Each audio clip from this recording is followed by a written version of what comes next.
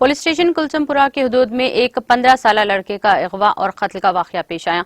तफसीलात के मुताबिक सोहेल नामी 15 साला लड़का जो ईद की नमाज के लिए मकान से बाहर गया और वो घर वापस नहीं आया। लड़का वापस न आने पर घर वालों ने आसिफ नगर पुलिस स्टेशन में गुमशुदगी का मुकदमा दर्ज करवाया। घर वालों की जानिब से तलाशी के बावजूद सोहेल का पता नहीं चल सका। आखिरकार इसकी मौत की इत्तलात घर वालों को दी गई।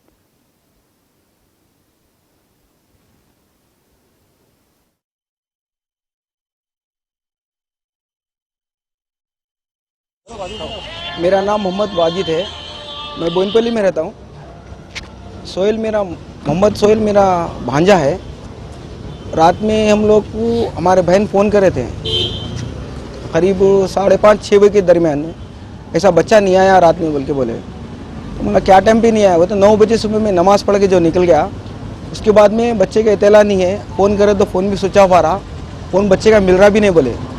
फिर उसके बाद में मैं 5-5:15 के दरमियान में इधर आया।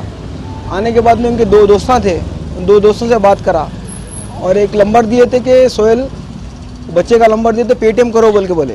पेटीएम भी पेटीएम जो नंबर है पुलिस वाले को नंबर दे दिया मैं। और एक नंबर आया था महेश नाम का, जो उससे मैं बात किया तो बोला कि मुझे पहले टोली चौकी में है बोल के बोले वो। तो टोली चौकी में कहाँ पर है बोल के मैं पूछा तो फ़ोन स्विच ऑफ कर दिए। फिर बोले फिर फ़ोन पलटा करे कि सिर्फ मैं स्कैनर भिजाता हूँ, उसमें ही पैसे डालो बोले सोहेल।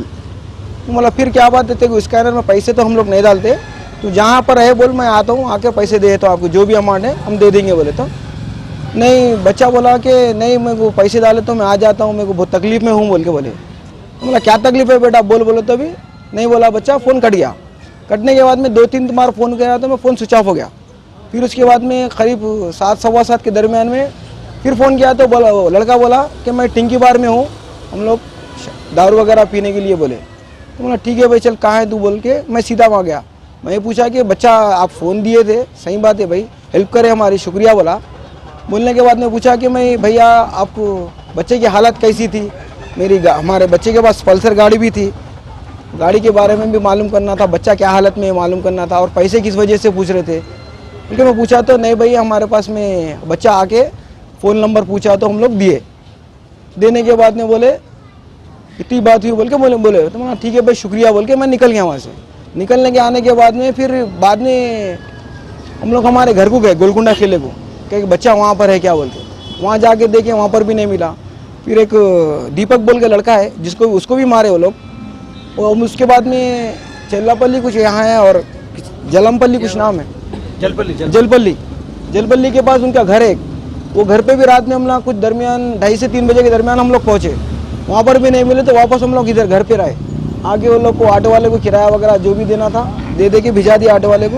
वो ऑटो वाला भी बेचारा बहुत हेल्प करा हमारे को। आने के बाद में हम लोग घर पे आए। आने के बाद में बोले कि यहाँ कब्रस्तान के पास में देखेंगे, एक बार नज़र मारेंगे, बच्चे लोग यहाँ रहते ना। वहाँ जाके देखे तो वहाँ पर भी नहीं मिला। तो मस्जिद के पास में एक लड़का है, एक और है, उनका दोस्त है, कुछ नाम है उनका, नाम नहीं मालूम। जाके आने के बाद में वहाँ से उनको पीएस से फ़ोन आया, कुलसुमपुरा पीएस से, कि फलाना जगह पे ऐसा आपके बच्चे मिले। के दिन 9